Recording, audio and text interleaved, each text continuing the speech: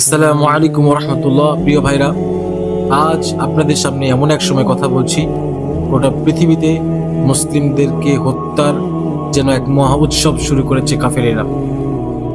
এমনকি আপনারা সকলেই অবগত আছেন, আমাদের প্রিয় মাতৃভূমি বাংলাদেশ, এই বাংলাদেশেও সেই প্রভাব থেকে বাদ যায় নাই। আমরা সকলেই জানি আমাদের বাংলাদেশেও ধীরে ধীরে খারাপ পরিস্থিতির দিকে এগিয়ে যাচ্ছে।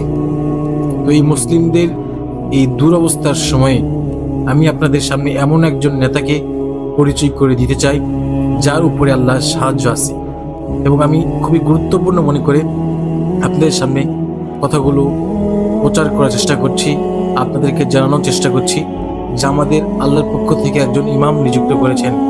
তিনি হলেন এই জামানার ইমাম আল মাহদি। আমি তাকে আপনাদের সামনে পরিচয় করে দিচ্ছি। আপনাদের এটা অবশ্যই গুরুত্ব সহকারে জানা